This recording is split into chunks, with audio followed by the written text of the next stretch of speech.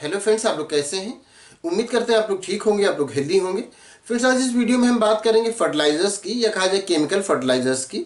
तो फर्टिलाइजर्स हम जानते हैं कि क्रॉप में यूज़ करते हैं, क्रॉप की ईल्ड को बढ़ाने के लिए, प्लांट्स को हेल्दी रखने के लिए फर्टिलाइजर्स का यूज़ किया जाता है।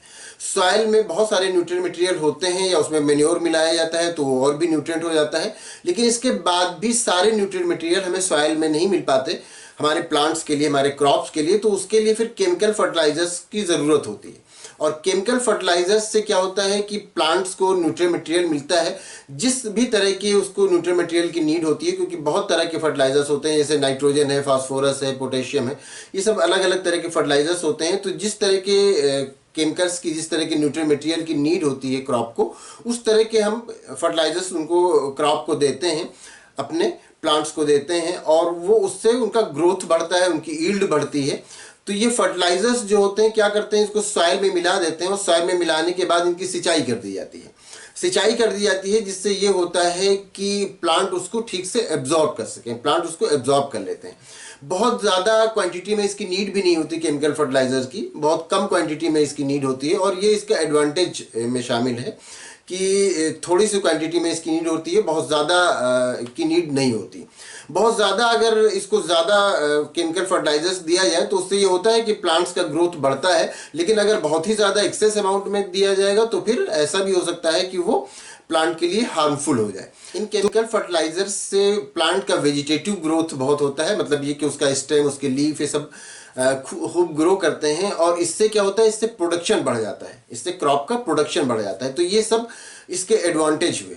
इसमें कुछ डिसएडवांटेज भी होते हैं केमिकल फर्टिलाइजर्स में। एक तो ये केमिकल होता है, तो ये ऐसा भी होता है कि इसको जब क्रॉप में डाला जाता है इन फर्टिलाइजर्स को, और उसके बाद उसकी सिंचाई कर दी जाती है जिससे प्लांट्स एब्जॉर्ब कर सके, तो ऐसा तो नहीं होता कि सारा जितना भी न्यूट्रिएंट मटेरियल है, जो भी फर्टिलाइजर है, उस सब एब्जॉर्ब कर लेंगे प्लांट, ऐसा नहीं होता।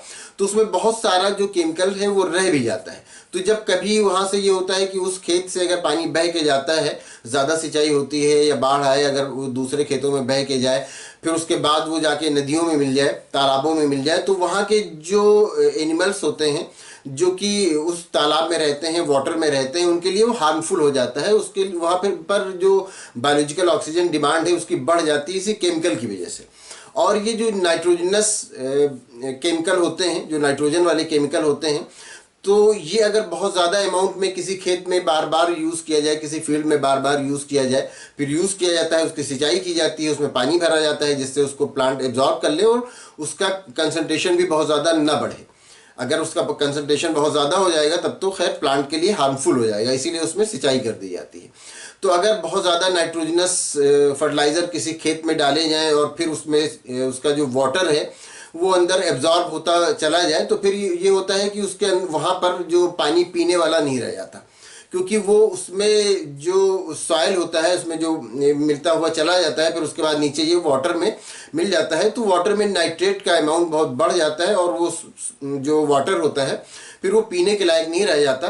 तो इस तरह से ये हार्मफुल भी होता है। या अगर इसको बहुत ज़्यादा केमिकल फर्टिलाइज़र यूज़ किया जाए तो उसमें जो माइक्रोब्स होते हैं जो कि यूज़फुल होते हैं प्लांट के लिए, तो वो माइक्रोब सर्वाइव नहीं कर पाते अगर ज़्यादा अमाउंट में फर्टिलाइजर्स यूज़ किया जाए, केमिकल फर्टिलाइजर्स को यूज़ किया जाए। तो इस तरह से फर्टिलाइजर्स हमारे क्रॉप के लिए बहुत ज़रूरी होते हैं, बहुत यूज़फुल भी होते हैं।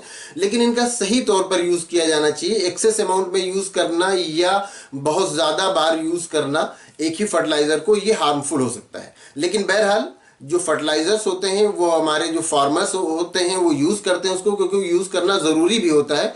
उससे उसके बगैर फिर जो क्रॉप है उसका प्रोडक्शन सही नहीं होता, उसका प्रोडक्शन उतना नहीं होता जितना कि उससे प्रोडक्शन मिलना चाहिए। तो इसलिए केमिकल फर्टिलाइजर्स को यूज़ किया जाता है और यूज़ किया भी जाना चाहिए, लेकिन उसको सही अमाउंट में यूज़ किया जाना चाहिए और सही तरह से यूज़ किया जाना चाहिए। एक्सेस अमाउंट में यूज़ करने से बचना चाहिए।